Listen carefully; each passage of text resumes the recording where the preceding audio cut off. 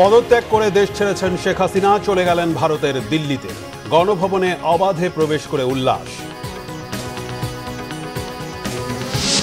এ বিজয় জনগণের, এ বিজয়ে বৈষম্যহীন বাংলাদেশ গঠনের পথে নতুন যাত্রার আশা আন্দোলনের সমন্বয়ক ও সাধারণ মানুষের। সেনাবাহিনীর ওপর আস্থা রাখার আহ্বান। সংঘাত অরাজকতায় কিছু অর্জন সম্ভব নয়, বললেন সেনাপ্রধান। অন্তর্বর্তীকালীন সরকার গঠনের পরিকল্পনা।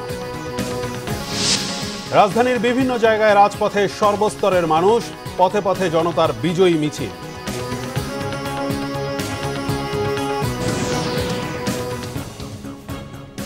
দেখছিলেন সংবাদ শিরোনাম, এবার বিস্তারিত। লাখো ছাত্র জনতার তুমুল আন্দোলনের মুখে দেশ ছেড়েছেন সদ্য পদত্যাগী প্রধানমন্ত্রী শেখ হাসিনা। দুপুর 2:30টার দিকে গণভবন থেকে নিরাপদে সামরিক বাহিনীর একটি হেলিকপ্টারে করে ভারতের নয়াদিল্লিতে গেছেন তিনি। বার্তা সংস্থা এপি সহ আন্তর্জাতিক ও দেশীয় বিভিন্ন গণমাধ্যমের খবর বলছে, শেখ হাসিনা তার ছোট বোন শেখ রেহানাকে সঙ্গে নিয়ে হেলিকপ্টারে ওঠেন। তাদের বহনকারী হেলিকপ্টারটি ভারতের উদ্দেশ্যে রওনা দেয়। ভারতীয় গণমাধ্যম ইন্ডিয়া টুডের খবর বলছে, শেখ হাসিনাকে বহন করা হেলিকপ্টারটি স্থানীয় সময় বিকেল 5:30টায় নয়াদিল্লির গাজিয়াবাদে সেনাবাহিনীর হিন্দন এয়ারবেজে অবতরণ করেছে। এ সময় ভারতের সেনাবাহিনীর কর্মকর্তারা তাকে স্বাগত জানান। সেখান থেকেই লন্ডনের উদ্দেশ্যে রওনা দেবেন শেখ হাসিনা। এর আগে দেশ ছাড়ার আগে শেখ হাসিনা একটি ভাষণ রেকর্ড করে যেতে চাইলেও সেই সুযোগ তাকে দেয়া হয়নি।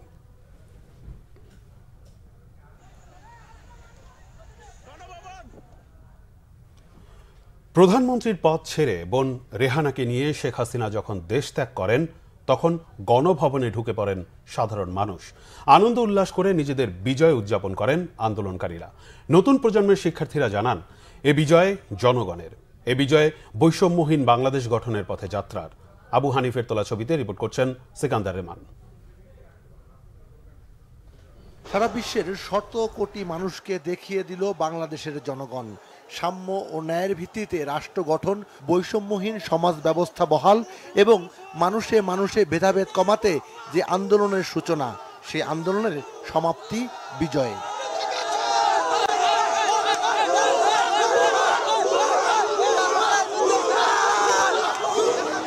কেমন বাংলাদেশ চায় সাধারণ মানুষ, বাংলা ভিশনকে বলছিলেন সে কথা। তিনটা ইলেকশন আমাদেরকে ভোট দিতে দেয় নাই, আমরা কিছু বলি নাই, কিন্তু যখন আবু সাইদের জীবন নিয়ে গেছে, ওর তো শুধু শাড়ি নিছি আমরা, ও তো আবু সাইদের জীবন নিয়ে গেছে আরো লাখো ভাইয়ের সাথে, হাজার হাজার ভাই মারা গেছে। আমার এই উত্তর হাসিনাকে দিতে হবে, আল্লাহর কাছে বিচার দিলাম। আজকে গণভবনে কেন মানুষ এত লক্ষ লক্ষ, এটাই বোঝা যাচ্ছে। এই দেশে রাজাকার বলতে বলতে সব শেষ করে ফেলছে। আজকে কারা রাজাকার, আজকে কারা স্বাধীনতা অর্জন করছে, এটাই বোঝা গেছে। আগেই সামাজিক যোগাযোগ মাধ্যমে যে ঘোষণা ছিল, তারই বাস্তবায়ন হলো চোখের সামনে। আনন্দ উল্লাস উদযাপনে এ এক ভিন্ন মুহূর্ত।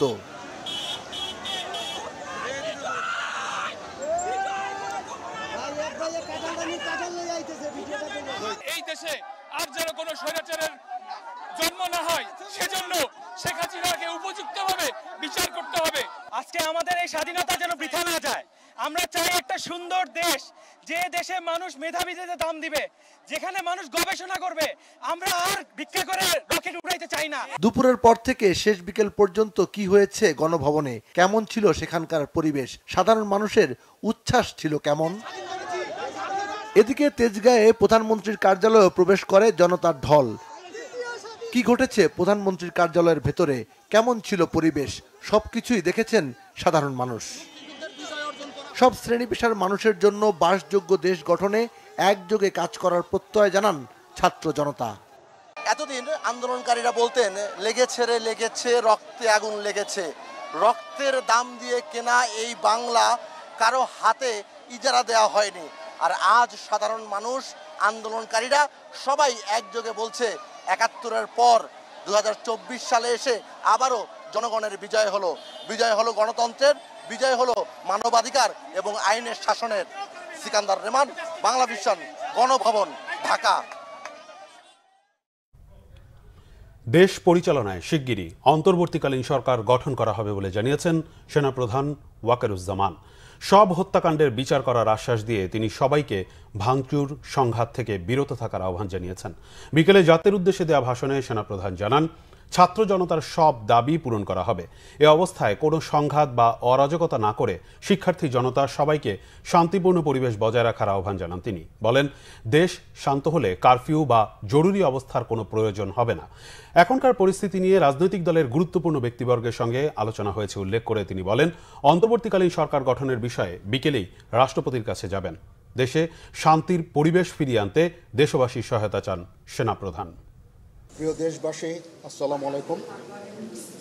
আপনারা জানেন যে দেশে একটা ক্রান্তিকাল চলছে। আমি সমস্ত রাজনৈতিক দলের নেতৃবৃন্দকে এখানে আমন্ত্রণ করেছিলাম, ওনারা এখানে এসেছেন। আমরা একটা সুন্দর আলোচনা করেছি। সেখানে আমরা সিদ্ধান্ত নিয়েছি যে একটা ইন্টারিম গভর্নমেন্ট আমরা ফর্ম করব এবং ইন্টারিম গভর্নমেন্টের মাধ্যমে এদেশের সমস্ত কার্যকলাপ চলবে। আমরা এখন মহামান্য রাষ্ট্রপতির কাছে যাব যে এই ইন্টারিম গভর্নমেন্ট ফর্মের ব্যাপারে ওনার সাথে আলাপ আলোচনা করে আমরা একটা ইন্টারিম গভর্নমেন্ট ফর্ম করে দেশ পরিচালনা করব। আমি আপনাদের কথা দিচ্ছি, সমস্ত হত্যা, সমস্ত অন্যায়ের বিচার আমরা করব। আপনারা সেনাবাহিনীর প্রতি আস্থা রাখেন, সশস্ত্র বাহিনীর প্রতি আস্থা রাখেন। আমি সমস্ত দায়িত্ব নিচ্ছি, আপনাদের জানমাল, এবং আপনাদেরকে আমি কথা দিচ্ছি যে আপনারা আশাহত হবেন না। ইনশাল্লাহ আপনাদের যত দাবি আছে সেই দাবিগুলো আমরা পূরণ করব এবং দেশে একটা শান্তি শৃঙ্খলা ফিরিয়ে নিয়ে আসব। আপনারা আমার সাথে সহযোগিতা করেন। দয়া করে আর এই ভাঙচুর, হত্যা, মারামারি, সংঘর্ষ এগুলো থেকে বিরত হন। আমি নিশ্চিত যে আপনারা যদি আমার কথা মতো চলেন, আমাদের সাথে যদি একসাথে যদি কাজ করি আমরা, নিঃসন্দেহে আমরা একটা সুন্দর পরিণতির দিকে আমরা অগ্রসর হতে পারব। আপনারা দয়া করে আমাকে সাহায্য করেন। মারামারি করে এই সংঘাতের মাধ্যমে আমরা আর কিছু অ্যাচিভ করতে পারবো না, আর কিছু আমরা পাবো না। সুতরাং দয়া করে আপনারা সমস্ত ধ্বংসযজ্ঞ, সমস্ত অরাজকতা, সমস্ত সংঘর্ষ থেকে বিরত হন এবং ইনশাআল্লাহ আমরা সবাই মিলে একটা সুন্দর ভবিষ্যতের দিকে আমরা অগ্রসর হব। প্রতিটা হত্যার বিচার করা হবে, প্রতিটা অন্যায়ের বিচার হবে। আমরা আজকে সুন্দরভাবে কথা বলেছি। সমস্ত দলের প্রধান দলের নেতারা এখানে উপস্থিত ছিলেন। আমি ওনাদের ইনভাইট করেছিলাম এখানে। ওনারা ভেরি নাইস অফ দেম যে ওনারা এসেছেন, অ্যান্ড আমরা একটা সুন্দর আলোচনা করেছি এবং এই আলোচনাটা ফলপ্রসূ হবে বলে আমি মনে করছি এবং আমরা একটা সুন্দর একটা ইন্টারিম গভর্নমেন্ট ফর্ম করে আমরা দেশ পরিচালনা করব। মাননীয় প্রধানমন্ত্রী পদত্যাগ করেছেন এবং এখন একটা ইন্টারিম গভর্নমেন্ট ফর্ম করে আমরা আমাদের কার্যক্রম পরিচালনা করব। আপনারা একটু ধৈর্য ধরেন, আমাদের কিছু সময় দেন। ইনশাআল্লাহ আমরা সবাই মিলে সমস্ত সমস্যার সমাধান করতে সক্ষম হব। আপনারা আর এই সংঘাতের পথে যাবেন না এবং শান্তি শৃঙ্খলার পথে ফেরত চলে আসেন। আমাদের দেশের অনেক ক্ষতি হচ্ছে, অর্থ সম্পদের ক্ষতি হচ্ছে, জানের লোকজন মারা যাচ্ছে। তো এগুলো থেকে আপনারা বিরত হন এবং আমাদের সাহায্য করেন। আমি সমস্ত দায়িত্ব নিচ্ছি, আপনারা আমাকে সাহায্য করেন। আজকে এখানে জামাতের আমির ছিলেন, আমাদের বিএনপির শীর্ষস্থানীয় নেতৃবৃন্দ এখানে ছিলেন, জাতীয় পার্টির নেতৃস্থানীয় নেতৃবৃন্দ এখানে ছিলেন এবং সুশীল সমাজ এবং এখানে ডক্টর আসিফ নজরুল উনি নিজেও ছিলেন এখানে এবং উনি আমার সামনেই উনি সমস্ত ছাত্রদেরকে একটা সুন্দর বার্তাও দিয়েছেন এবং আমি আশা করি যে ছাত্ররা সেই বার্তা শুনে ওনাকে সবাই শ্রদ্ধা করে, ছাত্ররা শ্রদ্ধা করে, ওনার এই বার্তা শুনে তারা এই পরিস্থিতি নিয়ন্ত্রণে নিয়ে চলে আসবে এবং আমরা একটা সুন্দর একটা পরিস্থিতির দিকে আমরা এগিয়ে যাব ইনশাআল্লাহ। এখানে এখানে আওয়ামী লীগের কেউ ছিল না, না আওয়ামী লীগের কেউ ছিল না। হ্যাঁ আজকেই, বিকজ আমাদের এই সময় নাই, এটা একটা বিশেষ একটা পরিস্থিতি। আমরা আজকেই যে এই পরিস্থিতি এটা একটা আমরা নিয়ন্ত্রণ নিয়ে আসবো। সেনাবাহিনী শান্তি শৃঙ্খলা বজায় রাখার কাজ চালিয়ে যাবে এবং আপনাদের সবার দায়িত্ব, ছাত্রদের দায়িত্ব, রাজনৈতিক নেতৃবৃন্দ এবং রাজনৈতিক কর্মীদের দায়িত্ব হচ্ছে সেনাবাহিনীকে সাহায্য করা এবং আপনারা মিডিয়ার মাধ্যমে আমাদেরকে এই যে একটু আমাদের সাহায্য করেন, সুতরাং আমরা এই পরিস্থিতি নিয়ন্ত্রণ সহজেই নিয়ে আসতে পারব। না, যদি জিনিসটা শান্ত হয়ে যায় তাহলে আর কারফিউর কোনো প্রয়োজন নাই, কোনো জরুরি অবস্থার প্রয়োজন নাই, কোনো কারফিউর প্রয়োজন নাই, কোনো গোলাগুলির প্রয়োজন নাই। আমি আদেশ দিয়ে দিয়েছি সেনাবাহিনী কোনো গোলাগুলি করবে না, পুলিশ কোনো গোলাগুলি করবে না। আমি আশা করছি যে আমার এই বক্তব্যের পরে পরিস্থিতি উন্নতি হবে, আমরা একটা সুন্দর পরিবেশের দিকে যাচ্ছি। 15 বছরের গণতন্ত্রহীনতার শৃঙ্খল ভাঙল জনতা। রাজধানীর সকল প্রবেশমুখ থেকে জনস্রোতের গন্তব্য রাজধানীর প্রাণকেন্দ্র আন্দোলন সংগ্রামের আতুরঘর শাহবাগে।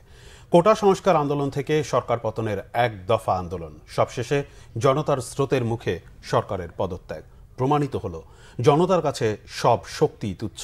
প্রধানমন্ত্রীর পদ থেকে পদত্যাগ করে শেখ হাসিনার দেশ ছেড়ে যাওয়ার খবরে উচ্ছ্বসিত জনতার ঢল নেমে আসে রাজপথে।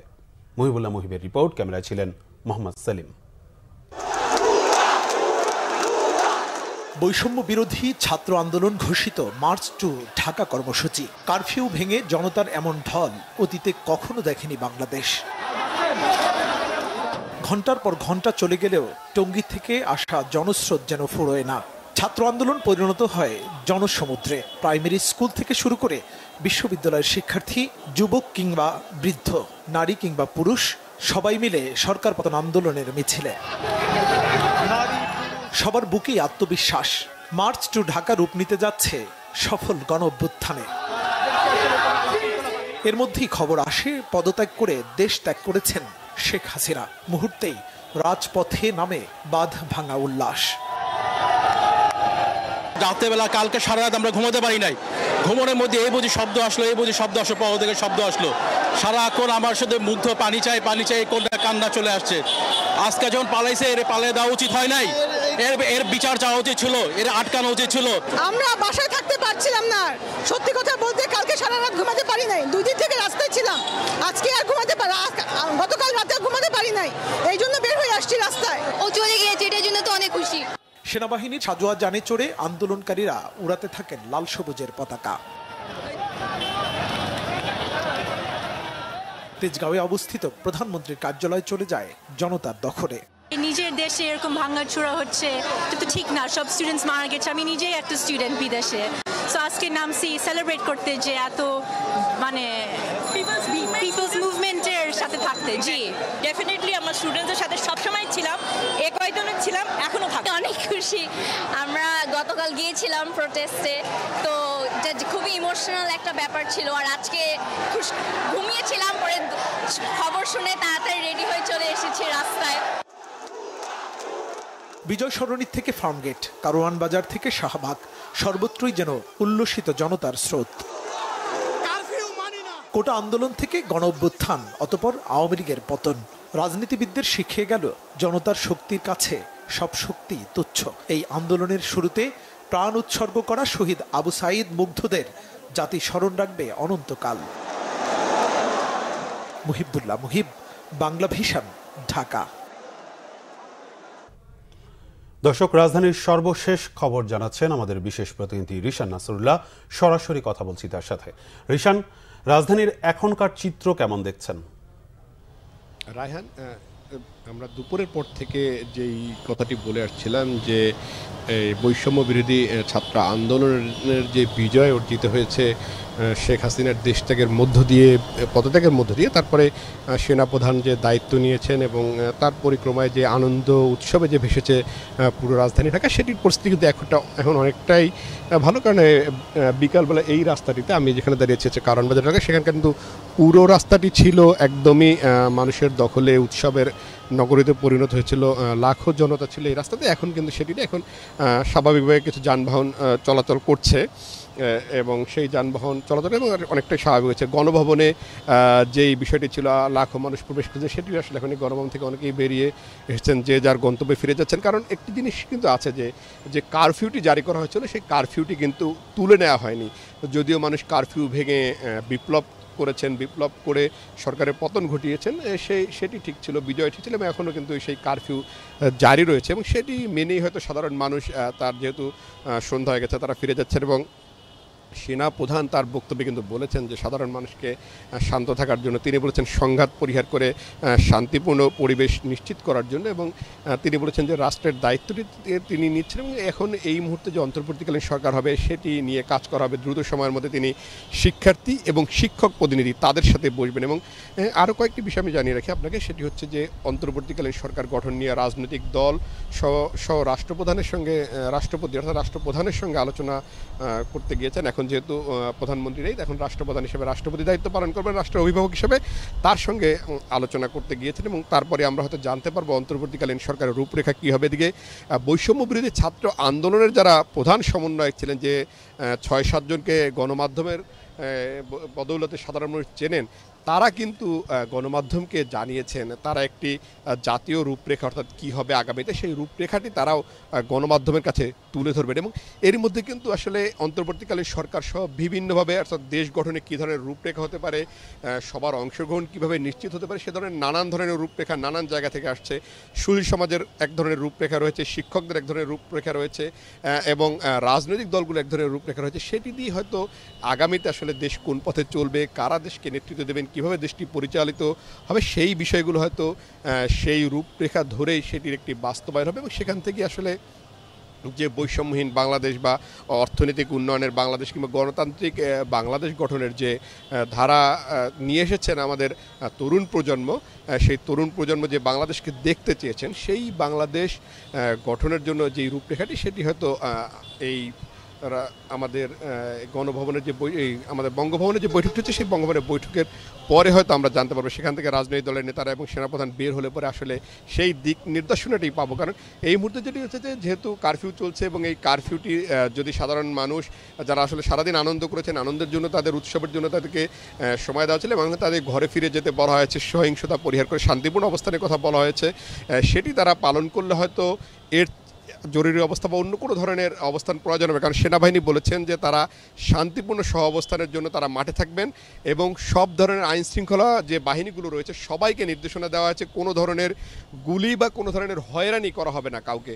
অর্থাৎ এটি কিন্তু সেনাবাহিনীর প্রধান একদম নিশ্চিত করে বলেছেন যে সাধারণ মানুষকে, শিক্ষার্থীকে বা কোনো নাগরিককেই এখন থেকে আর কোনোভাবে হয়রানি করা হবে না এবং কোনো ধরনের সভা সমাবেশ যেগুলো আসলে একদম যেগুলো চলমান ছিল বিকাল থেকে, সেগুলোর ক্ষেত্রে কোনো ধরনের গুলি তারা করবে না, সেটা একদম নিশ্চিত করে বলেছে। সুতরাং এখন সাধারণ মানুষ আসলে সেই আনন্দ নিয়ে, সরকার পরিবর্তনের যে আনন্দ, তাদের যে বিজয়ের আনন্দ, সেটি নিয়ে সাধারণ মানুষ পাড়া মহলে আনন্দ করছেন, কিন্তু বেশিরভাগই মানুষ আস্তে আস্তে ঘরে ফিরতে শুরু করেছেন। রাজধানীর পরিবেশটা আসলে এরকম, যেহেতু গণপরিবহন পুরোপুরি চলাচল শুরু হয়নি, আমরা ধারণা করছি কারফিউ যেহেতু রয়েছে, হয়তো এটি হয়তো কারফিউ শিথিল হলে কিংবা সেনাপ্রধানের নতুন কোনো ঘোষণা আসলে হয়তো আসলে পরিবেশটা কি হবে সেটি আসলে সময় বলে দেবে।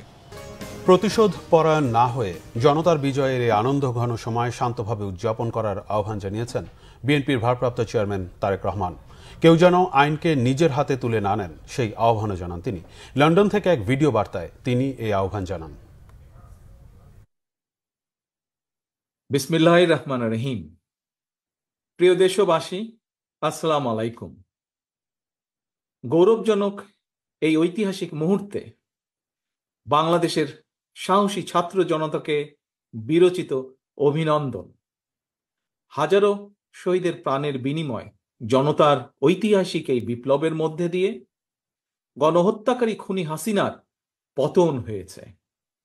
রাহুমুক্ত হয়েছে আমাদের প্রিয় বাংলাদেশ। জনতার বিপ্লবের প্রথম ধাপ চূড়ান্তভাবে সফল হয়েছে। লাখো শহীদের প্রাণের বিনিময়ে অর্জিত বাংলাদেশ কখনো পরাজয় মানতে পারে না। এই ঐতিহাসিক বিপ্লবের মধ্যে দিয়ে আবারও প্রমাণিত হয়েছে দল মত নির্বিশেষে সকলে ঐক্যবদ্ধ থাকলে এই বাংলাদেশকে কেউ কখনো পরাজিত করতে পারে না, পারবে না।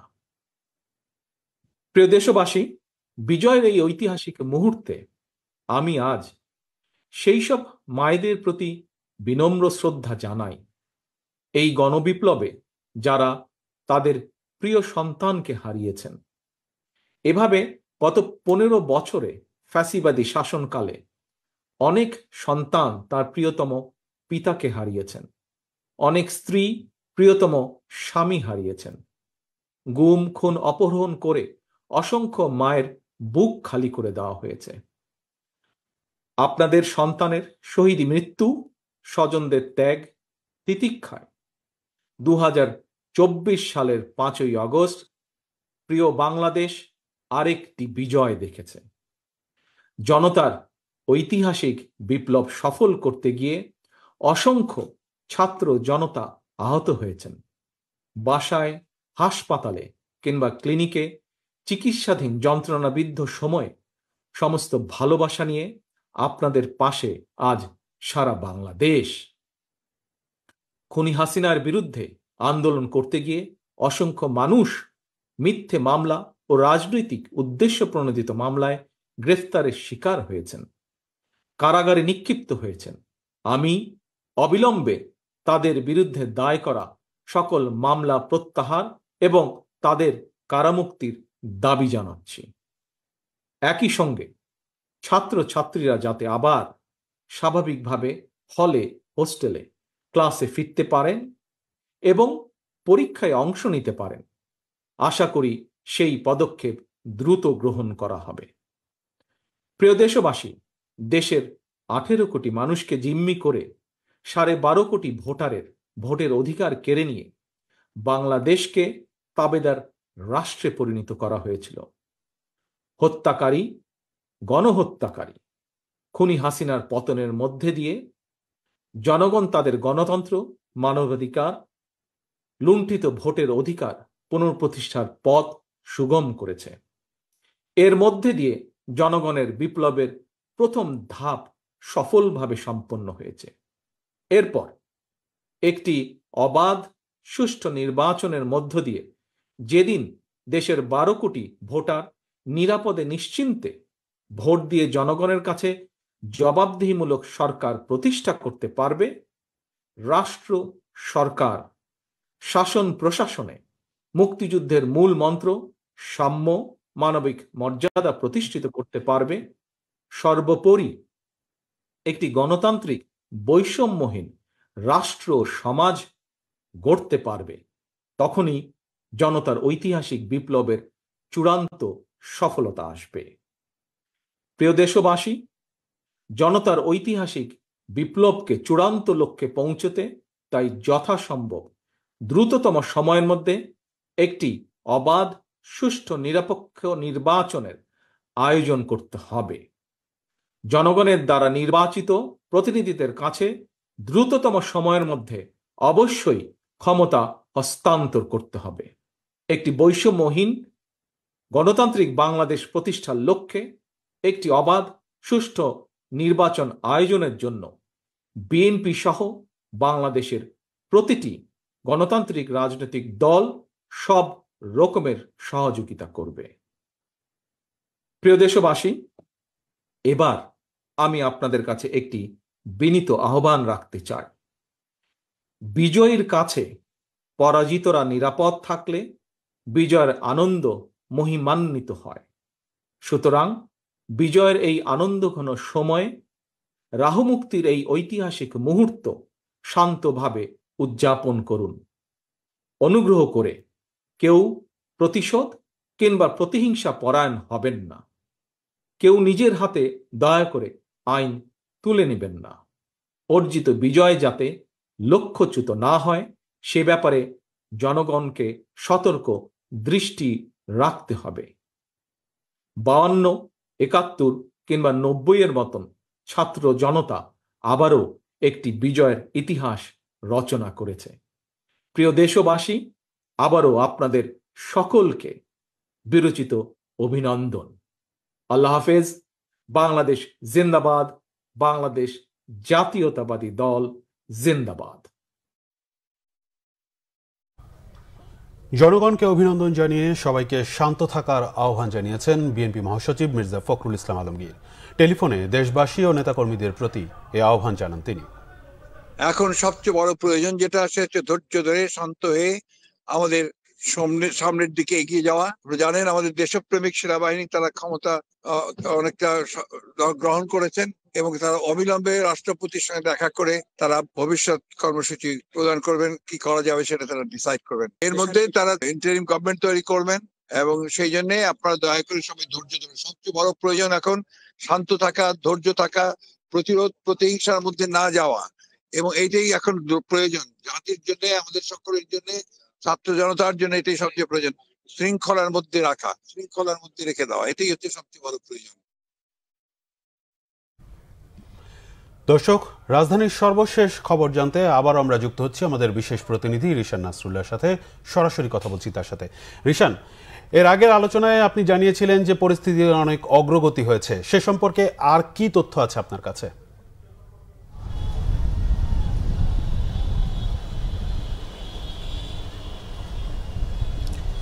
রায়হান, যেটি আসলে সকালের পর বা দুপুরের পর থেকে আমরা যেটি আসলে বলছিলাম, একটি পরিবর্তন তো দেশে হয়েছে, সেই পরিবর্তনের সবশেষ কিছু তথ্য তুলে ধরেই আমি আসলে শুরু করতে চাই। সেটি হচ্ছে যে আমি এর আগে বলেছিলাম যে বঙ্গভবনে সেনাপ্রধানের নেতৃত্বে বিভিন্ন রাজনৈতিক দলের নেতারা গিয়েছেন রাষ্ট্রপতির সঙ্গে আলোচনার জন্য, যেটি আসলে একদমই এটি আসলে একটি গঠনমূলক বিষয়। এবং সংবিধান যখন আগের সরকারের পতন ঘটে, নতুন কোনো সরকার থাকে না, সে সময় যে শূন্যতা তৈরি হয় সাংবিধানিক, সেই সময় আসলে এটি একটি ব্যবস্থাপনা, এবং সেই ব্যবস্থাপনার আওতায় আসলে কারা কারা গিয়েছেন বঙ্গভবনে সেই নামগুলো যদি আমি একটু আমি জানিয়ে রাখছি। সেখানে বলছি যে এই আন্দোলনে যারা উদ্যোক্তা, অর্থাৎ বৈষম্যবিরোধী ছাত্র আন্দোলনের 3 সমন্বয়ক কিন্তু গিয়েছেন বঙ্গভবনে রাষ্ট্রপতির সঙ্গে আলোচনা শুনতে, এবং সেই সমন্বয়করা হলেন আরিফ তালুকদার, আব্দুল্লাল হোসেন এবং মোবাশ্বের করিম রিমি। এই 3 জন সমন্বয়ক গিয়েছেন, এবং তার সাথে রাজনৈতিক দলের যে নেতারা রয়েছেন তাদের মধ্যে রয়েছেন মির্জা ফখরুল ইসলাম আলমগীর, মির্জা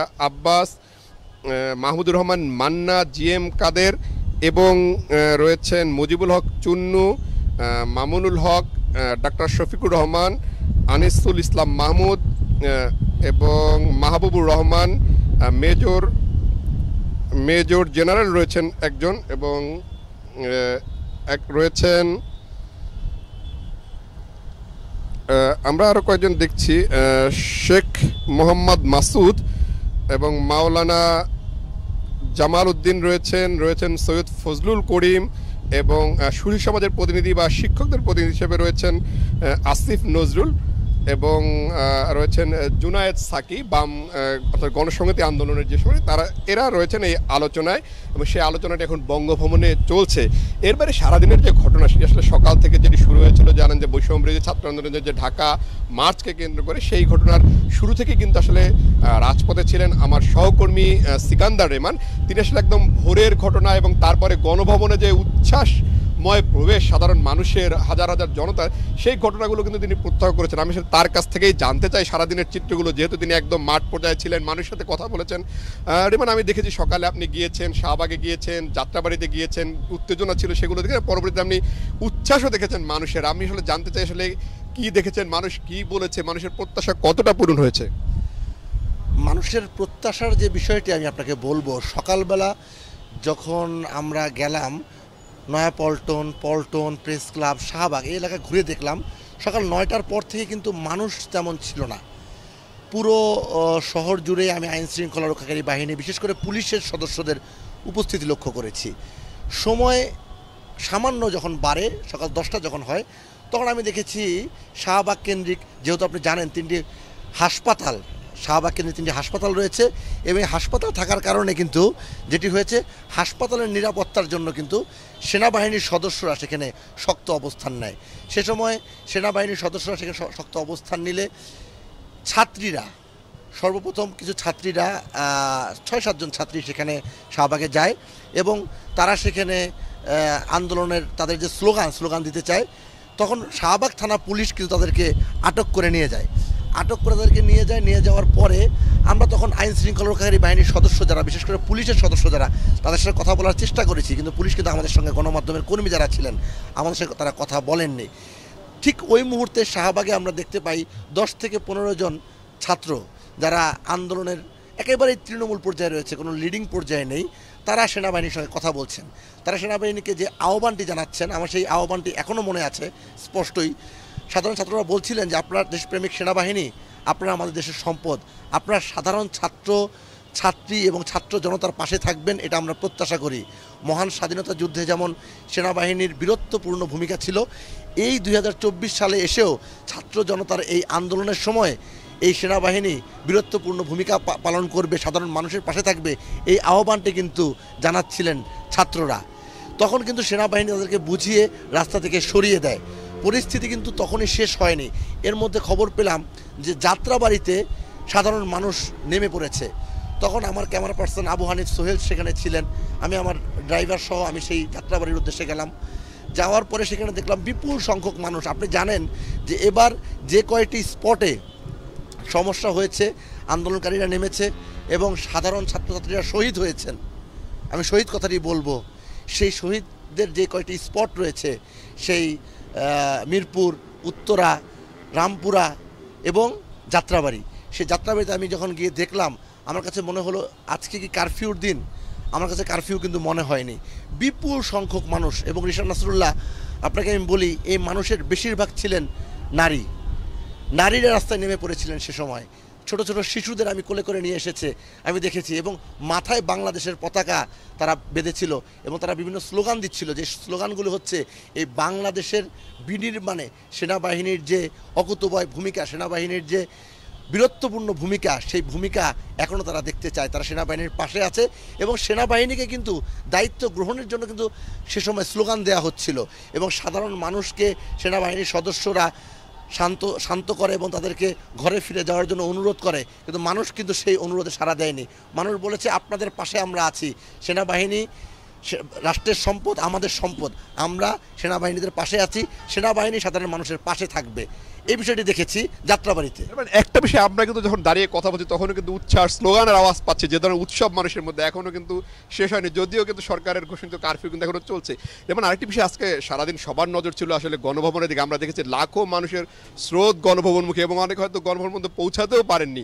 গণভবনের চিত্রটিকে আমরা আসলে সামাজিক যোগাযোগ মাধ্যমে এক ধরনের মানে এটিকে আসলে কি বলবো, এটিকে উশৃঙ্খলতা বলবো না, লুটপাট বলবো না, এক ধরনের আনন্দ উৎসবের ঘটনা বলবো, যেটি আমরা শ্রীলঙ্কার গুলো দেখেছি আমরা আন্তর্জাতিক গণমাধ্যমে। আমাদের এখানে একটি চিত্র আমরা দেখেছি, আপনার কাছে কি মনে, এটা কি শুধুই ক্ষোভের বহিঃপ্রকাশ না মানুষের মধ্যে একটা উচ্ছ্বাস? রিশাদ, আসলে মানুষের ক্ষোভের বহিঃপ্রকাশ। আমি ব্যক্তিগতভাবে আমি নিজে গত 20 বছর ধরে, আপনি জানেন, রাজনৈতিক রিপোর্ট করি, রাজনৈতিক দলগুলো রিপোর্ট করি, বিশেষ করে বিরোধী দলগুলো রিপোর্ট করছি। সবসময় কিন্তু বিরোধী পক্ষ একটা কথা বলে আসছিল দীর্ঘ সময় ধরে, যে আলোচনার পথে আসেন, অন্যথায় কিন্তু পালাবার পথ খুঁজে পাবেন না। আসলে কোনো বিষয়টি কিন্তু ফিক্সড না, কোনো বিষয় কিন্তু নির্ধারিত না। সাধারণ ছাত্র জনতা কখন কি করবে সেটা কিন্তু আগে থেকে জানার সুযোগ নেই। অফিস থেকে, আপনারা যারা অফিস থেকে কোঅর্ডিনেশন করছিলেন, বিভিন্ন জায়গায় যাচ্ছিলেন, অফিস থেকে যখন আমাকে বলা হলো যে আপনি গণভবনে যান, আমি তখন কিন্তু গণভবনে যাওয়ার জন্য গাড়ি যেতে পারছিলাম না, কারণ রাস্তায় এত মানুষ, এত বিপুল সংখ্যক মানুষ, ফলে গণভবনে যাওয়ার কিন্তু সুযোগ কিন্তু তখন নেই হেঁটে যাওয়া ছাড়া। তখন আমাদেরই এক সহকর্মী গাড়ি চালক, তিনি বললেন যে চলেন ভাই, আমি মোটরসাইকেলে আপনাদেরকে আগায় দিয়ে আসি। তো আমি আমার ক্যামেরা পার্সন সহ মোটরসাইকেলে যাচ্ছিলাম গণভবনে। কাছাকাছি যাওয়ার পরে আমাদের একটা দুর্ঘটনাও হয়, আপনি জানেন যে আমরা সেখানে, আমার হাতে এবং পায়ে আমি প্রচণ্ড আঘাতপ্রাপ্ত হয়েছি। কিন্তু ওই যে দায়িত্বের একটা কথা বলা হয়, দায়িত্বের কারণে কিন্তু আমি এখনও হসপিটালে যেতে পারিনি।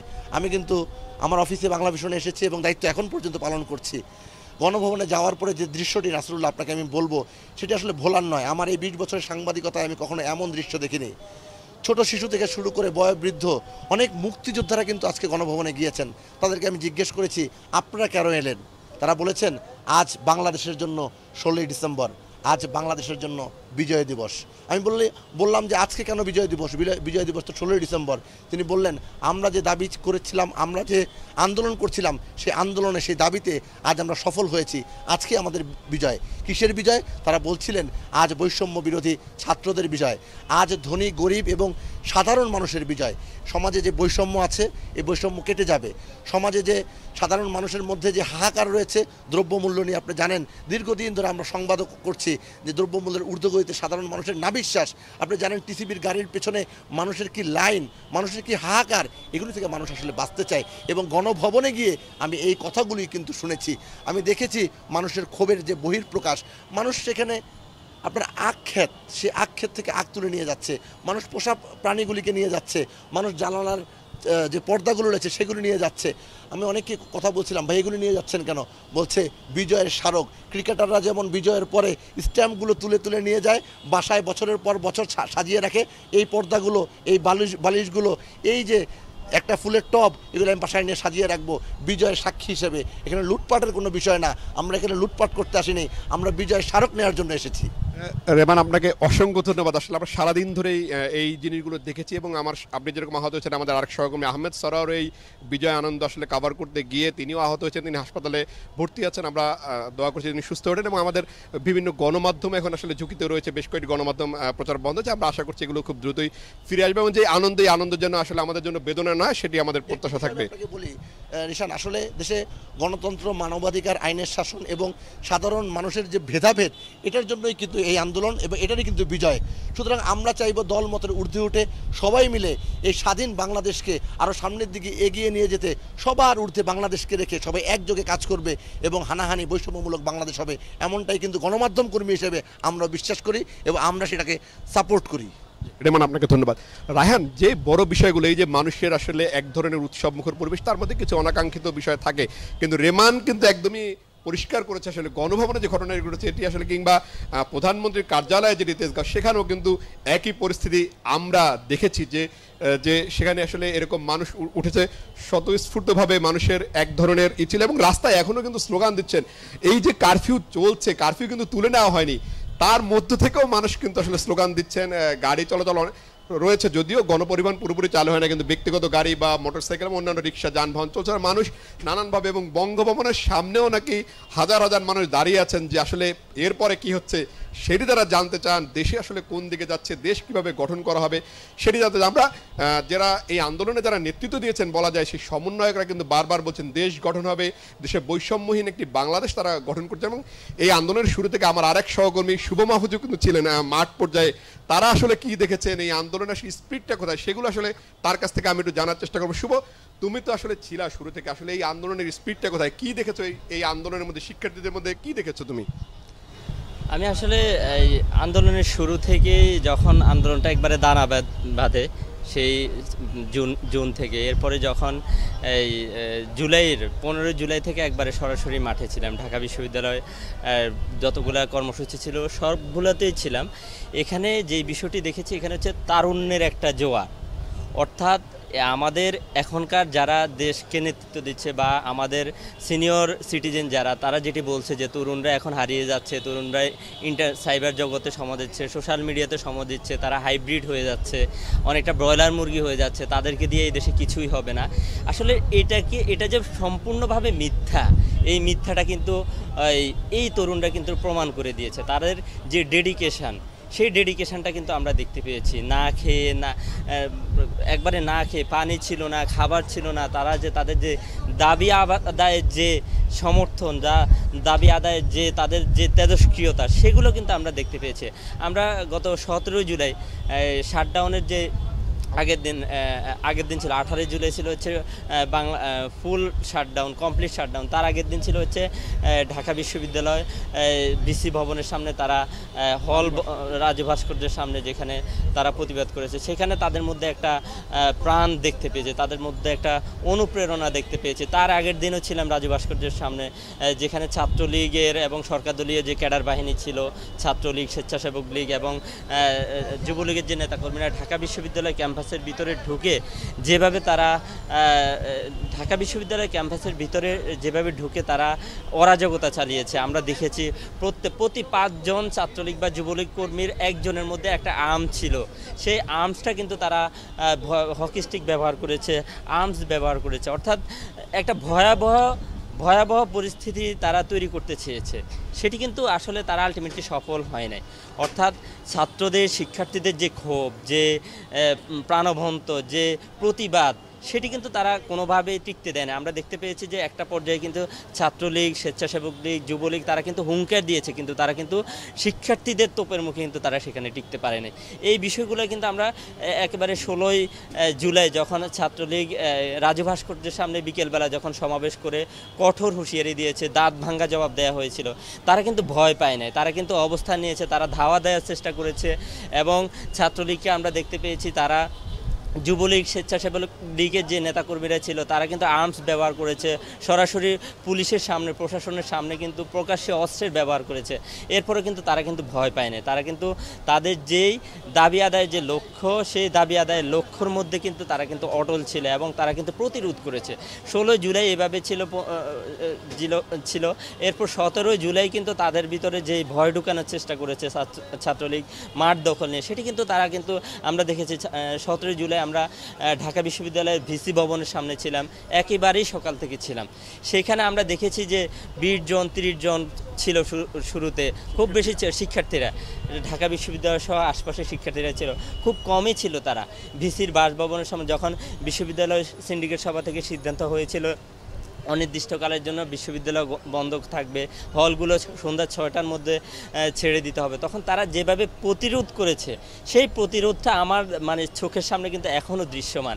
কিভাবে তারা আস্তে আস্তে ক্রমান্বয়ে 15 জন 20 জন করে এসে বিসি ভবনের সামনে এসে অবস্থান নিয়েছে। এবং তার আগের দিন যে তাদের 7 জন দেশব্যাপী যে 7 জন যে শিক্ষার্থী নিহত হয়েছে সারা দেশের রংপুর সহ।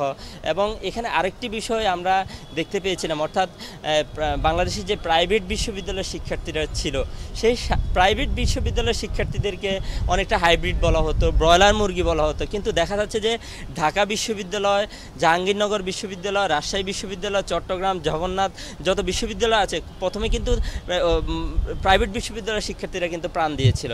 অর্থাৎ দাবি আদায়ের সমর্থনে পাবলিক বিশ্ববিদ্যালয়ের শিক্ষার্থীদেরকে যেভাবে সমর্থন দেওয়া দরকার, যেভাবে সাপোর্ট দেওয়া দরকার, সব ধরনের সমর্থন কিন্তু প্রাইভেট বিশ্ববিদ্যালয়ের শিক্ষার্থীরা দিয়েছিল। এরপরে এই 7 জন যে নিহত হয়েছে তাদের গায়েবানা জানাজা অনুষ্ঠিত হওয়ার কথা ছিল 17 জুলাই দুপুর 2টায় রাজু ভাস্কর্যের সামনে। কিন্তু সেখানে কিন্তু পুলিশ এবং আইনশৃঙ্খলা রক্ষাকারী, পুলিশ, বিজিবি, আইনশৃঙ্খলা রক্ষাকারী বাহিনীর সদস্যদের কঠোর অবস্থানের কারণে কিন্তু তারা কিন্তু সেখানে রাজু ভাস্কর্যের সামনে কিন্তু গায়েবানা জানাজাটা অনুষ্ঠিত করতে পারেনি, যার ফলে তারা বিসি ভবনের সামনে বিকেল 4টা তারা গায়েবানা জানাজাটি করেছে। এবং সেখানে হাজার হাজার শিক্ষার্থী অংশ, ভয়ভীতি, বিজিবি, পুলিশ, আর্ম পুলিশ, র্যাবের ব্যারিকেড ভেঙে কিন্তু তারা সেখানে অংশগ্রহণ করেছিল। একটা পর্যায়ে তারা সেখানে যে আমি মনে করি যে আন্দোলনের চূড়ান্ত যে রূপরেখা, সেটা কিন্তু এখান থেকেই শুরু হয়েছিল। যখনই তারা বিসি বাসভবনের সামনে তারা কফিন নিয়ে, প্রতীকী কফিন নিয়ে যারা বিক্ষোভ করতে চেয়েছিল, তখনই কিন্তু তাদেরকে উস্কানিমূলক যে আঘাতটা সেটা কিন্তু পুলিশ করেছিল। পুলিশ সেখানে মুহুর্মুহু টিয়ার শেল, মুহুর্মুহু গুলি, মুহুর্মুহু সাউন্ড গ্রেনেড নিক্ষেপ করেছিল। এবং আমরা দেখতে পেয়েছি যে সেখানে ঢাকা বিশ্ববিদ্যালয়ের শিক্ষার্থীদের হাত ছুটে গেছে, পা ছুটে গেছে। এই দৃশ্যগুলো কিন্তু আমরা দেখতে পেয়েছি। মূলত ওই দিন থেকেই কিন্তু শিক্ষার্থীদের ভিতর যে তেজস্ক্রিয়তা বা তাদের যে প্রতিরোধ, সেটি কিন্তু শুরু হয়েছিল। এর পরের দিনই তো মূলত কমপ্লিট শাটডাউন শুরু হয়েছিল। এবং কমপ্লিট শাটডাউনও আমরা সকাল সন্ধ্যা দেখেছি কিভাবে তাদের প্রতিরোধ। মূলত আমি মনে করি যে ঢাকা বিশ্ববিদ্যালয়ের এই যে হল বন্ধর যে ঘোষণাটি দিয়েছে, এর পরের দিন যে শাটডাউন, কমপ্লিট শাটডাউন, সেখান থেকে এই আন্দোলনটা একেবারে যেখানে প্রত্যেকটা হল থেকে ছাত্রলীগকে বের করে দিয়েছিল, সেখান থেকেই সরকার কিন্তু নৈতিকভাবে তখন পরাজিত হয়ে গেছে, যখন ছাত্র সংগঠন সেখান থেকে হল ছেড়ে দিতে বাধ্য হয়েছে। শুভ, আমরা আসলে এর পরের ঘটনাগুলো তো আমরা জানি যে আসলে সর্বস্তরের মানুষের অংশগ্রহণে যে বিজয় এসেছে, সেই বিজয় আসলে চূড়ান্ত রূপ পেয়েছে আজকে, এবং এর পরবর্তীতে কি হবে সেটির জন্য আসলে আমরা এটা অপেক্ষা করতে চাই। একটি সুন্দর সমাধানের, সুন্দর বাংলাদেশ গড়ে উঠুক, এই প্রত্যাশাটা আমাদের সবার থাকবে। শুভ, আপনাকে ধন্যবাদ। রায়হান। রিশান, আপনাকে অসংখ্য ধন্যবাদ। দর্শক, আমাদের সাথে এতক্ষণ সংযুক্ত ছিলেন আমাদের সহকর্মী রিশান নাসরুল্লাহ, জানাচ্ছিলেন রাজধানীর সর্বশেষ খবরাখবর। তার সাথে আরও সংযুক্ত ছিলেন আমাদের আরও দুই সহকর্মী শুভ মাহফুজ এবং সেকান্দার রেমান। সরকারের পদত্যাগের খবরে সারা দেশে আনন্দ উল্লাসে মেতে উঠেছে সর্বস্তরের মানুষ। বিভিন্ন জেলায় আনন্দ শোভাযাত্রা হয়েছে। প্রতিনিধিদের পাঠানো তথ্য ছবিতে ডেস্ক রিপোর্ট।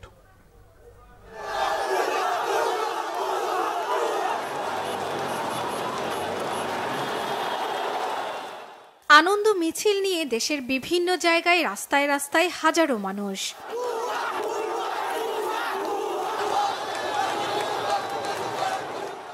প্রধানমন্ত্রীর পদ থেকে শেখ হাসিনার পদত্যাগের খবরে চট্টগ্রাম নগরীর বিভিন্ন জায়গায় মিছিল নিয়ে রাস্তায় নেমেছেন নানা বয়সী মানুষ। বন্দর নগরী জুড়ে জনতার উচ্ছ্বাস দেখা যায়।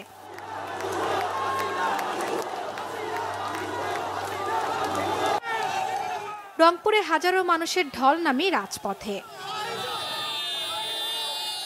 পতাকা হাতে নিয়ে বিজয় মিছিল করেন তারা। আনন্দের ঢেউ ছড়িয়ে পড়ে গোটা নগর জুড়ে। সরকারের পতনে বাঁধভাঙা খুশির জোয়ার দেখা যায়।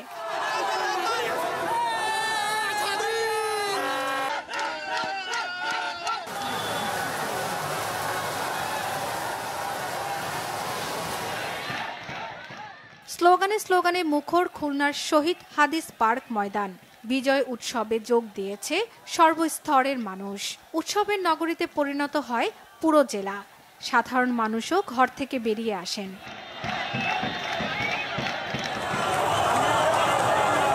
শেখ হাসিনার পদত্যাগে সিলেটে আনন্দ মিছিল হয়েছে সিলেট কেন্দ্রীয় শহীদ মিনার, বন্দরবাজার সহ বিভিন্ন স্থানে।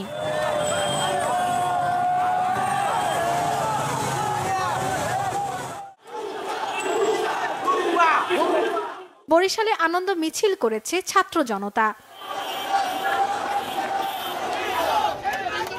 ঢাকা আরিচা মহাসড়কে বিজয় মিছিলে সামিল হয়েছেন লাখো মানুষ।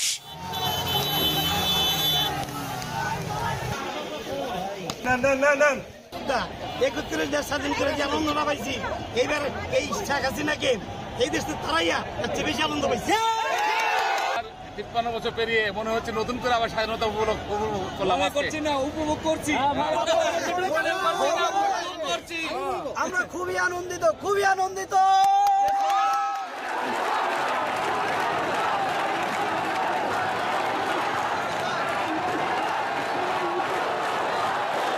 নরসিংদীতে বিজয় মিছিল করেছে ছাত্ররা। এ সময় স্লোগানে স্লোগানে মুখরিত হয় জেলখানা মোড় এলাকা।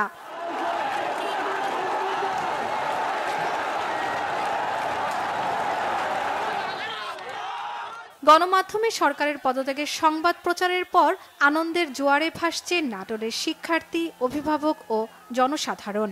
শহরের মাদ্রাসা মোড় থেকে জাতীয় পতাকা হাতে নিয়ে মিছিলে যোগ দেয় সর্বস্তরের মানুষ। ফরিদপুরে বৃষ্টি উপেক্ষা করে হাজার হাজার ছাত্র জনতা বিজয় উল্লাসে নামে রাজপথে। শহরের জনতা ব্যাংকের মোড়ে সমবেত হয় তারা। সাতক্ষীরায়ও হাজার হাজার ছাত্র জনতা বিজয় মিছিল বের করে। নিউ মার্কেট মোড়ে জনতার ঢল নামে। শর্মিলা কেয়া, বাংলা ভিশন নিউজ ডেস্ক। দর্শক, রাজধানীর সর্বশেষ খবর জানতে আমরা আবারও যুক্ত হচ্ছি আমাদের বিশেষ প্রতিনিধি রিশান নাসরুল্লাহর সাথে। সরাসরি কথা বলছি তার সাথে। রিশান, সর্বশেষ আপনার সাথে যখন কথা হচ্ছিল তখন আমরা জানছিলাম আজকে সারাদিনে আমাদের প্রতিনিধিরা বা আমাদের সহকর্মীরা যে সমস্ত রিপোর্ট করেছেন বা প্রতিবেদন করেছেন সেগুলোর সম্পর্কে বিস্তারিত। এখন সর্বশেষ কি খবর আছে আপনার কাছে আমাদের রাজধানী বা অন্যান্য জায়গা সম্পর্কে? আজকে আসলে সর্বশেষ আসলে কিছু নেই, মানে একটি চলমান উৎসব চলছে রাজধানীতে, সেটি চলছেই। তবে নতুন যে দুটি তথ্য রয়েছে সেটি আমি আপনাকে জানাতে পারি। একটি হলো যে আমরা এর আগে বলেছিলাম যে বঙ্গভবনে সেনাপ্রধানের নেতৃত্বে রাজনৈতিক দল, সুশীল সমাজ এবং বৈষম্য বিরোধী ছাত্র আন্দোলনে যে সমন্বয় করেছে তারা আলোচনার জন্য গিয়েছে। সেই আলোচনা শেষ হয়েছে পরে ডক্টর আসিফ নজরুল ঢাকা বিশ্ববিদ্যালয়ের শিক্ষক, তিনি একটি ব্রিফিং করেছেন গণমাধ্যমের উদ্দেশ্যে এবং সেখানে তিনি যেটি বলতে চেয়েছেন যে সবাইকে শান্ত হবার আহ্বান জানিয়েছেন এবং তারা জানিয়েছেন যে এই ক্রান্তি লগ্নে বা এই যে বিজয়ের পরে যে ক্রান্তি লগ্নে বা যে ধরনের সংকট যদি থাকে সেগুলো আসলে মোকাবেলা করার জন্য তারা এসেছেন এবং তারা বলেছেন যে তারা বয়োজ্যেষ্ঠ, তারা চেষ্টা করবেন এই যে বৈষম্যবিরোধী শিক্ষার্থী, তাদের আন্দোলনের যে শিক্ষার্থীরা তাদের যে চাহিদা সেটি পূরণে তারা কাজ করবেন। আরেকটি বিষয় হলো যে বৈষম্যবিরোধী ছাত্র আন্দোলনে যে সমন্বয়করা রয়েছেন, যারা এই আন্দোলনের নেতৃত্ব দিয়েছেন, সেই সমন্বয়কদের কয়েকজন কিন্তু গণমাধ্যমে ব্রিফিং করেছেন। সেই ব্রিফিংটি আসলে ফলো করেছিলেন আমার সহকর্মী SM ফয়েজ। আমি আসলে ফয়েজের কাছ থেকে জানবো যে বৈষম্যবিরোধী ছাত্র আন্দোলনের সমন্বয়করা আসলে কি জানিয়েছেন, তাদের আসলে পরবর্তী কার্যক্রমগুলো কী হবে। আমরা একটি সফলতা দেখেছি বৈষম্যবিরোধী ছাত্র আন্দোলনের এই আন্দোলনে আজকে বিজয় তারা অর্জন করেছেন। তারা আসলে সন্ধ্যার পরে যে গণমাধ্যমের সঙ্গে কথা বলেছেন, যে ব্রিফিংটি করেছেন, তারা আসলে সেখানে কী ধরনের কথা বলেছেন, কী ধরনের দিক নির্দেশনা তারা দিতে চাচ্ছেন বা তাদের চাহিদাটাই বা কী। একটি কথা আছে, তারুণ্যের উচ্ছ্বাসে কিন্তু জয় আসে, সেটি আজকে হয়েছে বলে তারা কথাটি বলেছেন এবং তারা সুন্দর পরপর তারা যেই গণমাধ্যমের সাথে কথা বলেছেন সেখানে তারা স্পষ্ট করে কিছু দাবি জানিয়েছেন যে তারা আন্দোলন করার সময় বা মাঠে তাদের বেশ কিছু কর্মসূচি তারা দিয়েছিলেন, গণমিছিল, blockade, remembering heroes, march to Dhaka, যে কর্মসূচিগুলি দিয়েছিলেন এই কর্মসূচির মধ্যেই অতি উৎসাহী হয়ে কিছু আইনশৃঙ্খলা বাহিনীর সদস্য তাদের উপর যে টিয়ারশেল, রাবার বুলেট বা গুলি ছুড়েছিল, তাদের যে সহকর্মী বা শিশু, সাধারণ মানুষ যারা হত্যাকাণ্ডের শিকার হয়েছেন, যারা আহত হয়েছেন, তাদের প্রত্যেকের যেই ঘটনাটি ঘটেছে প্রত্যেকটি ঘটনা তারা সুষ্ঠু তদন্ত করার জন্য তারা দাবি জানিয়েছেন। তারা বলছেন আইনশৃঙ্খলা বাহিনী তাদের পক্ষপাতিত্ব নয়, তারা একটি শান্তিপূর্ণ আন্দোলন করতে চেয়েছিলেন, সেই আন্দোলনকে ভিন্ন খাতে রূপ দেওয়ার জন্য অতি উৎসাহী হয়ে কিছু আইনশৃঙ্খলা বাহিনীর সদস্য তাদের উপর বেপরোয়া হয়েছেন। তারা নিরস্ত্রই ছিলেন, তাদেরকে যখন গুলি করা হয়েছিল, তাদেরকে যখন টিয়ারশেল নিক্ষেপ করা হয়েছিল, রাবার বুলেট নিক্ষেপ করা হয়েছিল, তাদেরকে যখন ধাওয়া দেওয়া হয়েছিল, অথবা সরকার সমর্থিত দল ছিল ছাত্রলীগ, তারাও যেরকম তাদের উপর যে আক্রমণ করেছিল সেই অভিযোগগুলো কিন্তু তারা বারবার তুলে ধরেছেন।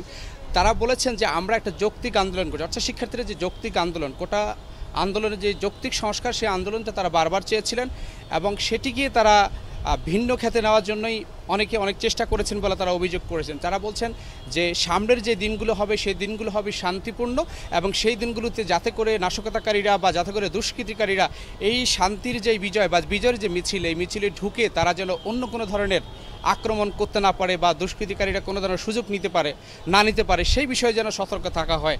তারা কিন্তু বারবার বলছেন নিরাপত্তার বিষয়গুলো তারা বারবার, বিশেষ করে রাষ্ট্রীয় যে গুরুত্বপূর্ণ স্থাপনাগুলো রয়েছে, বিশেষ করে গণমাধ্যম রয়েছে, তারা বলছেন যে কিছু দুষ্কৃতিকারী গণমাধ্যমের উপর হামলা করেছে, তারা সেই বিষয়টি দেখেছেন। তারা স্পষ্ট আজকেও বলেছেন যে গণমাধ্যমের সহকর্মীরা তাদের বন্ধু, গণমাধ্যম তাদের শত্রু নয়।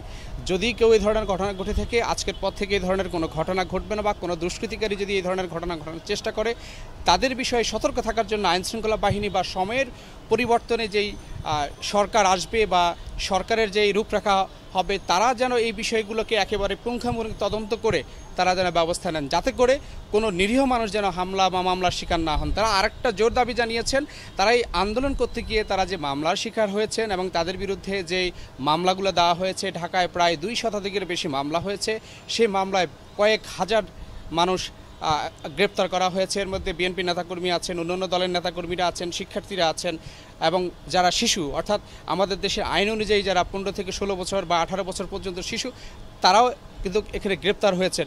তাদেরকে ছেড়ে দেওয়ার জন্য বা তাদের যে পরীক্ষার্থীরা আছেন, শিক্ষার্থীরা আছেন, তাদেরকে ছেড়ে দেওয়ার জন্য তারা বলছেন যারা এই ঘটনার সাথে জড়িত না, যারা সন্ত্রাসী কর্মকাণ্ডের সাথে জড়িত না, যারা কোনো ধরনের নাশকতা করে নেই, তারা কোনো ধরনের অন্যায় সাথে নাই, তাদেরকে গ্রেপ্তার করা হয়েছে। এবং ঘরে ঘরে গিয়ে একেবারে আইনশৃঙ্খলা বাহিনীর থানায় থানায় যে ব্লক রেড হয়েছে, সেই ব্লক রেডে গিয়ে শিক্ষার্থীদের ঘরে ঘরে গিয়ে নক করা হয়েছিল যে শিক্ষার্থী আছে কিনা, তাদের আইডি কার্ড তাদের চেক করা হয়েছে এবং আইডি কার্ড যখনই পেয়েছে তাদেরকে গ্রেপ্তার করে নিয়ে আসা হয়েছে।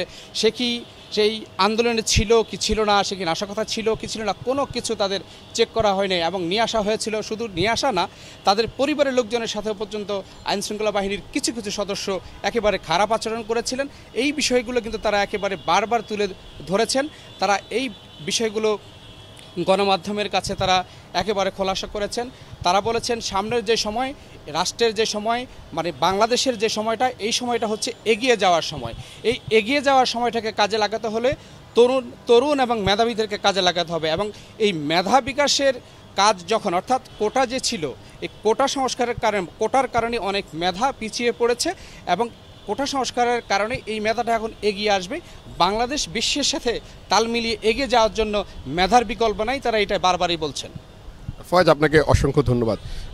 রায়হান, আপনি কিন্তু শুনছিলেন যে এই আন্দোলনের নানান দিকগুলো। আমরা আসলে এই আন্দোলনটির শুরু থেকেই দেখেছি এই আন্দোলনের, এবং কয়েকজন সমন্বয়ক আমাদেরকে যেটি বলছিলেন, তারা কিন্তু শুরুতে 4 থেকে 5 জন এই আন্দোলনে নেতৃত্ব দিয়েছেন। তারপর ধীরে ধীরে এই সংখ্যাটি বাড়তে থাকে এবং সবশেষ হলে আজকে তাদের যে বিজয় অর্জন হলো, সেই বিজয়ের অর্জনের মধ্য দিয়ে কিন্তু তারা এমন একটি বাংলাদেশ গড়তে চাচ্ছেন, সেটি কিন্তু তারা বারবারই বলছেন যে এই বাংলাদেশটি হবে নতুনদের বাংলাদেশ, এই বাংলাদেশটি হবে বৈষম্যহীন বাংলাদেশ। আমি একটু যদি রাজধানীর চিত্রটি আপনাকে দেখাই, আমার এই কারণ বাজারে, সেটি কিন্তু আসলে এখন প্রচুর গাড়ি চলছে, রাস্তায় কিন্তু এখন প্রচুর গাড়ি চলছে। যদিও আমি আগেও বলেছিলাম কারফিউ চলছে, তার মধ্যে থেকে কিন্তু প্রচুর গাড়ি চলছে। হ্যাঁ, সেই গাড়ি চলাচল করছে এবং মানুষের মধ্যে এক ধরনের স্বতঃস্ফূর্ত, এবং এখনও কিন্তু আমরা আসলে স্লোগান শুনতে পাচ্ছি বিভিন্ন জায়গা থেকে, অর্থাৎ গলিতে মানুষের যে উচ্ছ্বাস, সেটি কিন্তু এখনও থামেনি। মানুষ যে বিজয় অর্জন করেছেন, মানুষ যেটি বলছেন যে তার কথা বলার অধিকার কেড়ে নেওয়া হয়েছিল, তার প্রতিবাদ, গণতান্ত্রিক যে প্রতিবাদের অধিকার, সেটিকে কেড়ে নেওয়া হয়েছিল। এবং এই আন্দোলনটি কিন্তু বিভিন্ন পর্যায়ে কিন্তু আসলে এই আন্দোলনটি আসলে বাস্তব রূপ লাভ করেছে, এবং সেটি আসলে আজকে শেখ হাসিনার বিদায় বা শেখ হাসিনার পদত্যাগের মধ্য দিয়ে কিন্তু এই আন্দোলনটি আসলে চূড়ান্ত বিজয় লাভ করেছে। এবং একদমই আন্দোলনের শুরু থেকে আসলে বিভিন্ন কর্মসূচির মাধ্যমে যে আন্দোলনটি আসলে এই পর্যায়ে এসেছে, সেটি কিন্তু একদম কাছ থেকে কাভার করার সুযোগ হয়েছিল আমার সহকর্মী ফরুক বাবু। এবং ফরুক বাবু, আমি একটু জানতে চাই আপনার কাছে যে আমরা দেখেছি যে প্রথমে 2-3 জন করে কর্মসূচি এসেছেন, এরপরে সেটি বড় হলো এবং ধাপে ধাপে তারা কিন্তু নানান কর্মসূচি, এবং আমরা দেখেছি প্রথমে পাবলিক বিশ্ববিদ্যালয়ের শিক্ষার্থীরা জড়ো হয়েছেন, যখন তারা কোনো প্রতিবন্ধকতার শিকার হয়েছেন তখন বেসরকারি বিশ্ববিদ্যালয়ের শিক্ষার্থীরা এসেছেন। আর এই যে ধারাবাহিকতা, তারপরে শিক্ষকরা, আসলে আপনি যদি শুরু থেকে আমাদেরকে এই আন্দোলনের চূড়ান্ত বিজয়ের পথে কীভাবে তারা হেঁটেছেন এই আন্দোলনকারীরা, সেটি যদি একটু জানান। আমরা যদি আসলে বলতে চাই যে বাংলাদেশের ইতিহাসে যতগুলো আন্দোলন, অধিকাংশ আন্দোলনই ঢাকা বিশ্ববিদ্যালয়কে কেন্দ্র করে সেই আন্দোলনগুলো দানা বাঁধতে থাকে। আর এইবারের যে কোটা সংস্কারের আন্দোলনটা এবং সেটার নতুন রূপ পায় বৈষম্য বিরোধী ছাত্র আন্দোলন, এই বৈষম্য বিরোধী ছাত্র আন্দোলনটা আসলে শুরুতেই কিন্তু এই রূপটা পায় না। এই কোটা সংস্কার আন্দোলন নিয়ে 2018 সালের যে পথ বা যেই আমি বলবো যে নির্দেশনাগুলো ছিল, সেখানে সেই সফলতা আসার কারণে 2024 সালে 4 বছর পরে কিন্তু এই আন্দোলনের সেই ধারাবাহিকতা সফলতা আনার জন্য পরবর্তীতে শিক্ষার্থীরা সেই রকমই আসলে যখন আমরা বলি যে ডাকসুর সাবেক ভিপি নুরুল হক নূরদের যেই দেখানো পথ, সেই দেখানো পথেই আসলে প্রথম দিকে শিক্ষার্থীরা ঢাকা বিশ্ববিদ্যালয়ে তারা একই পথে ধাবিত হতে থাকে এবং তারা ঢাকা বিশ্ববিদ্যালয়ের গণগ্রন্থাগারের সামনে থেকে যে ছোট করে আন্দোলন করাটা, সেটা সর্বপ্রথম আসলে ঢাকাতেই শুরু হয়েছিল। ঢাকার পরে সেই আন্দোলনটা চট্টগ্রাম বিশ্ববিদ্যালয়, জাহাঙ্গীরনগর, জগন্নাথ বিশ্ববিদ্যালয় এবং কুমিল্লার ভিক্টোরিয়া কলেজ থেকে শুরু করে আসলে অনেক জায়গায় পরবর্তীতে সেই আন্দোলনটা ছড়িয়ে যায়। আর এবারের এই আন্দোলনটা আসলে সবথেকে যে অবাক করার বিষয়, যে আমরা যেটা দেখতে পেয়েছিলাম যে বেসরকারি বিশ্ববিদ্যালয়ের শিক্ষার্থীরা তারা একসময় ভ্যাটের বিরুদ্ধে আন্দোলনের জন্য তাদের সফলতা নিয়ে তারা ঘরে ফিরেছিল, সেই বেসরকারি বিশ্ববিদ্যালয়ের শিক্ষার্থীরা কিন্তু এবার আবার প্রমাণ করেছে যে তারা আসলে সরকারি বিশ্ববিদ্যালয়, যে পাবলিক বিশ্ববিদ্যালয়ের থেকে আমরা যেটা ধারণা করি যে ধনীরাই সেই বেসরকারি বিশ্ববিদ্যালয়ে সন্তানরা পড়তে আসে, তো সেই আসলে সন্তানরা এবার মাঠে যেভাবে ভূমিকা পালন করেছে। আপনি জানবেন যে 15 তারিখ থেকে মূলত 16 জুলাই এবং 15 জুলাই থেকে রাজধানীর সবথেকে গুরুত্বপূর্ণ সড়ক যেটা যে প্রগতি সরণি সড়ক, সেই রামপুরা, বাড্ডা, নতুন বাজার, তারপরে কুড়িল বিশ্ব রোড, এই এত বড় প্রায় দীর্ঘ 7-8 কিলোমিটার সড়কটা সম্পূর্ণ বেসরকারি বিশ্ববিদ্যালয়ের শিক্ষার্থীরাই তারা প্রথমে দখলে নেয় এবং সেখান থেকে তাদের সাথে পুলিশের সাথে সংঘর্ষ হয়। এবং এবার সবথেকে এই আন্দোলনের আরও গুরুত্বপূর্ণ বিষয় হচ্ছে ব্র্যাক ইউনিভার্সিটি এবং কানাডিয়ান ইউনিভার্সিটি, এখানে শিক্ষার্থীদের সেই সাথে আসলে বলতে হয় ইস্ট ওয়েস্ট ইউনিভার্সিটি, এই শিক্ষার্থীদের সাথে পুলিশের যে সংঘর্ষ বাধে এবং সেই সংঘর্ষে আমরা পরবর্তীতে দেখতে পাই যে আসলে সেখানে পুলিশ সর্বপ্রথম স্যালেন্ডার করে কিন্তু বেসরকারি বিশ্ববিদ্যালয়ের শিক্ষার্থীদের কাছে, এবং সেখানে সবাই আমরা জানি যে র্যাবের হেলিকপ্টারে করে কানাডিয়ান ইউনিভার্সিটির ছাদ থেকে প্রায় 60 জন পুলিশ সদস্য তারা পরবর্তীতে স্যালেন্ডার করে তারা ওই এলাকা থেকে চলে যায়, এবং সেখানে কিন্তু গুলশান জোনের ডিসি পর্যন্ত সেখানে উপস্থিত ছিলেন সেই এলাকাতে। এবং এই আন্দোলনটা আসলে মোড়টা ঘুরে আসে 16 জুলাই রংপুরে আবু সাঈদের যে সাহসিকতা এবং তার যে পুলিশের প্রতি বিশ্বাস ছিল, সেই বিশ্বাস আসলে পুলিশ রাখতে পারেনি, যে এত অল্প দূরত্বে এবং তার হাতে শুধু একটা লাঠি, সেই লাঠি নিয়ে সে যখন দুই হাত প্রসারিত করে বুক ফুলে আসলে পুলিশের উপর তার আস্থা ছিল যে পুলিশ গুলি করবে না, কিন্তু সেখানে পুলিশের গুলিটা যখন আবু সাঈদকে আসলে গুলিবিদ্ধ করে এবং সে যখন মারা যায়, পরের দিন থেকেই কিন্তু কমপ্লিট শাটডাউনের সেই ঘোষণাটা আসে বৈষম্যবিরোধী ছাত্র আন্দোলনের ব্যানার থেকে। এবং সেই আন্দোলনে আবু সাঈদের সেই ভিডিওটা যখন আসলে গণমাধ্যমে চলে আসে, সেই ভিডিওটা সামাজিক যোগাযোগ মাধ্যমে এমনভাবে প্রভাব ফেলে, পরবর্তীতে পুরা কোটা সংস্কার আন্দোলনের বা বৈষম্যবিরোধী ছাত্র আন্দোলনের এই ব্যানারটা সম্পূর্ণ চেঞ্জ। আমরা যদি বলতে পারি, যদি আন্দোলন শুরু থেকে পর্যালোচনা করি, যে আবু সাঈদের মৃত্যু, পরবর্তীতে আবু সাঈদের মৃত্যুর পরে উত্তরাতে মুগ্ধর মৃত্যু, এই দুইটা মৃত্যু আসলে পুরা আন্দোলনের একটা অন্যরকম রূপরেখা দেয়।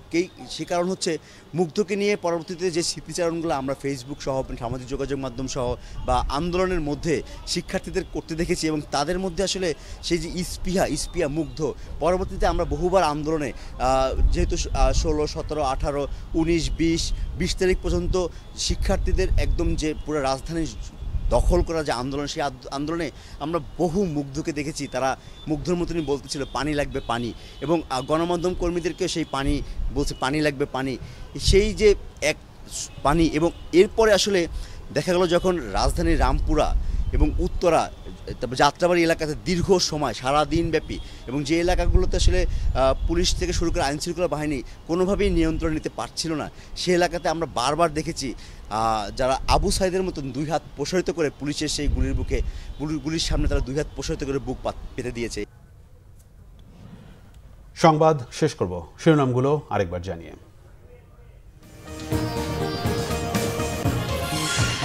পদত্যাগ করে দেশ ছেড়েছেন শেখ হাসিনা, অবস্থান করছেন ভারতের দিল্লিতে। গণভবনে অবাধে প্রবেশ করে উল্লাস। এ বিজয় জনগণের, এ বিজয় বৈষম্যহীন বাংলাদেশ গঠনের পথে নতুন যাত্রার আশা আন্দোলনের সমন্বয়ক ও সাধারণ মানুষের। সেনাবাহিনীর ওপর আস্থা রাখার আহ্বান, সংঘাত অরাজকতায় কিছু অর্জন সম্ভব নয় বললেন সেনাপ্রধান। অন্তর্বর্তীকালীন সরকার গঠনের পরিকল্পনা। রাজধানীর বিভিন্ন জায়গায় রাজপথে সর্বস্তরের মানুষ, পথে পথে জনতার বিজয়ী মিছিল।